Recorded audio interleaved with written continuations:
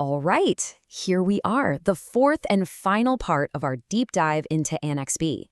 So far, we've documented our resources, we've managed the entire development lifecycle, and we've locked down our data pipelines. So what happens now?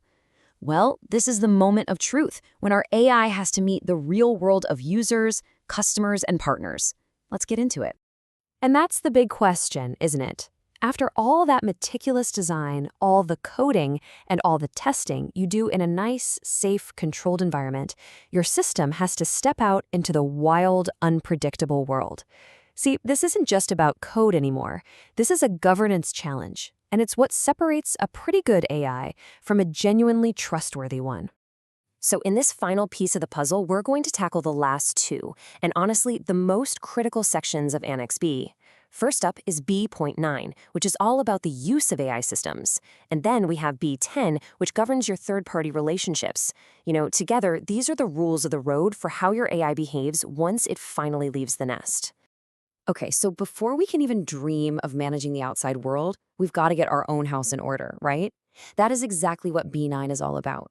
It's about setting up crystal clear rules for how your own teams, your own people, are going to use the powerful AI system you've just created.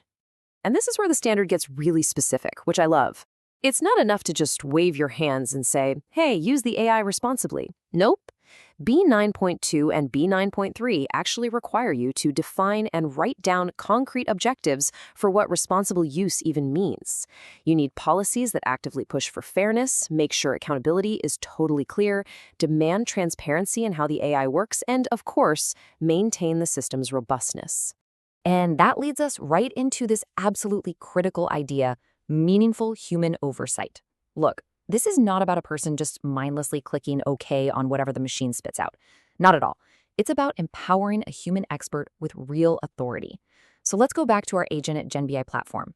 Imagine it suggests a massive, radical shift in your entire supply chain. Meaningful oversight means a human expert has to review that recommendation. They have the power to say no, not happening, and they can report any concerns about why the AI even suggested that in the first place. This is a perfect example of one of the biggest dangers with AI, scope creep. B9.4 is laser-focused on intended use.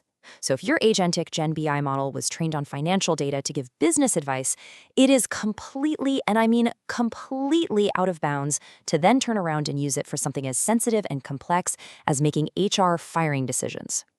Using a model outside its training domain is just incredibly dangerous, and you have to have controls in place to stop that from happening. Okay, so we've got our internal teams covered. Now, let's zoom out and look at the bigger picture. Because let's be real, no AI system exists in a vacuum. Modern AI is built on this complex web of cloud providers, data suppliers, API vendors, the whole shebang. Section B10 is our guide for managing this entire ecosystem. And if you remember one thing from this whole section, make it this quote right here. You can outsource your cloud infrastructure, you can buy third-party data, you can even use a pre-built model, but you can never, ever outsource your accountability. If a system that you build using all these third-party parts ends up harming a customer, your organization is still on the hook. Period. Now, to make that accountability real, B10.2 says you have to legally document who's responsible for what. This is especially true when you're dealing with something as sensitive as personally identifiable information, PII. You've got to clearly define who the PII controller is. That's usually you, the one deciding why you're processing the data, and who the PII processors are, like your cloud provider, who are just processing it for you. This all has to be in writing, no ambiguity. But what do you do when a supplier's component just doesn't meet your standards? Well, B10.3 gives you a very clear playbook. Step 1, you identify the conflict.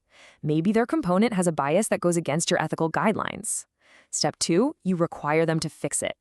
And step 3, and this is the big one, if they can't or won't, you have to be prepared to walk away and find a new supplier. Because your ethical standards, they have to be non-negotiable. And finally, let's talk about the most important people in this whole equation, your customers. B10.4 is all about building trust, and you do that through transparency. You have a real responsibility to clearly tell your customers what the AI can and, just as importantly, cannot do. This isn't just about legal cover. It's about empowering your customers to use the tool safely and effectively. That's the foundation of any good relationship.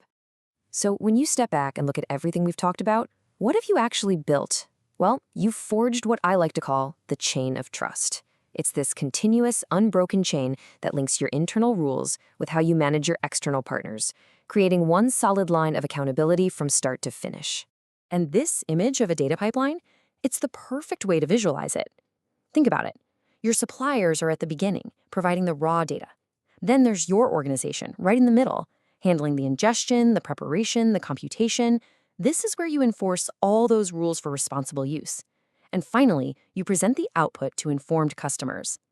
Every single link in this chain, from the supplier to you to the customer, it has to be strong. That's how you build a truly trustworthy AI system. And that is the whole point of this, but really mastering meaningful human oversight inside your company and demanding real accountability from your entire ecosystem of partners.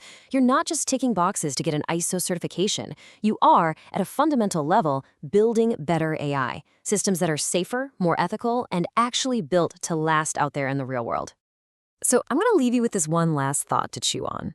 At the end of the day, almost anyone can build technology, but building trust? Well, that takes discipline. It takes foresight, and it takes a real commitment to governance. Thanks for joining me on this series.